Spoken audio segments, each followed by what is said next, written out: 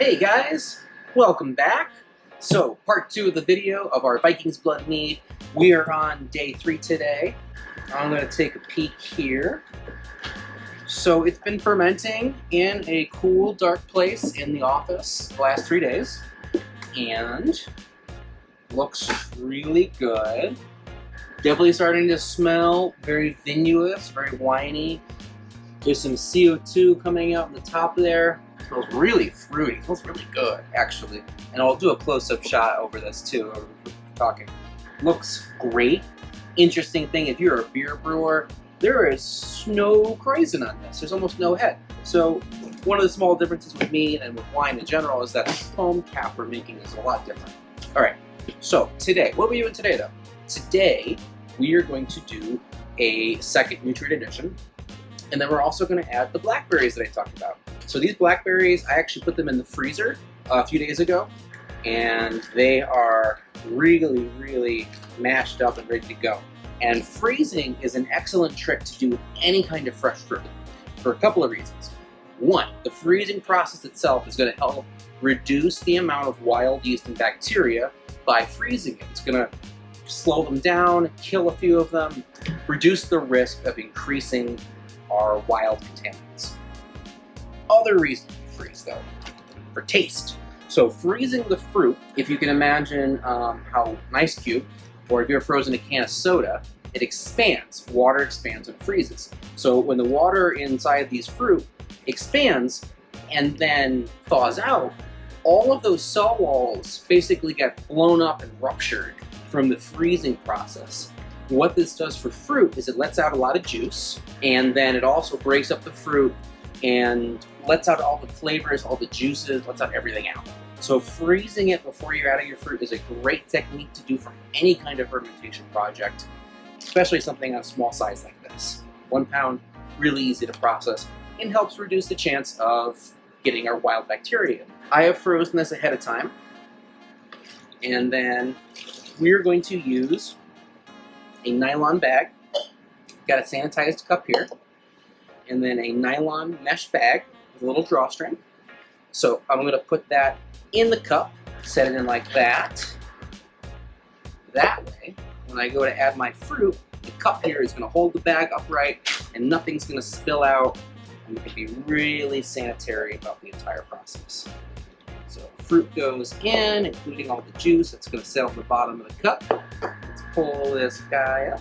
With something like blackberries or raspberries or strawberries, fruits that have berry fruit especially, have lots of little seeds, using a mesh bag like this is really, really helpful. Because you don't think about it up front, but later we want to get the liquid out of this. We want to leave all that stuff behind. So I'm using a fine mesh bag, do a little double knot right there. Let's pull the airlock out, throw it in our sanitizer. Then I can take the lid off, and I'm going to set it upside down so that our contact area is facing up. Got our fruit, in it goes, just like that. A little juice there, definitely not wasting that. Boom, it's in there. Okay. Today, I talked about how we're going to do a second nutrient addition. And the reason behind that, when we're making mead especially, is I mentioned in the first video, there's not a lot of nutrients in here already. Proteins, amino acids, stuff like that. If we add our nutrients in small amounts in the beginning, a little bit more partway through, and a little bit more partway through, I'm going to do some again in a couple of days, we're stoking the fire. We've got a fire going, and it needs fuel occasionally. Adding a little bit of nutrient is like putting a fresh log on the fire. We want the fire to burn. We want it to keep going until all of the sugar in here is converted into alcohol. Slight difference when it comes to beer, obviously. We've got, again, our fermenting K and our DAP, diammonium phosphate. And a trick, last week I used a scale to measure everything out. A scale is ideal for any situation. Not everybody has a nice, accurate scale like that. 1 teaspoon of fermenting K is just under about 4.5 grams total. Like we said last week, we needed 1 gram of fermented K, about a 1/4 teaspoon. So for our first edition, I would have used a 1/4 teaspoon of fermented K. Diammonium phosphate's a little bit different. This is about 3 grams for 1 teaspoon. Whereas we need a 1/4 teaspoon here to get a gram. In this one, we would have needed about 1/3 of a teaspoon, which is an odd amount. So like a big old heaping 1/4 teaspoon, that's fine.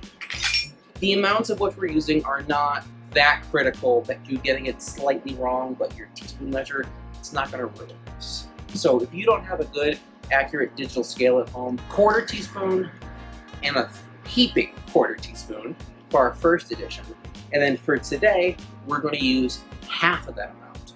And then I'm going to use the same amount in a couple of days. I won't show that on this video, but just assume that day 5, I am adding the same amount that I am doing right now, the exact same procedure, stoking that fire. Let's measure out. We're going to measure out about 1/8 of a teaspoon. So I've got a 1/4 here. I'm going to do half of that amount of our fermenting.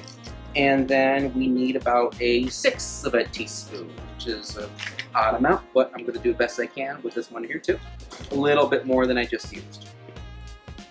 Okay, got those 2, in they go. You'll notice now when you add some of your powder, it starts to fizz a little bit. You can actually see some foaming.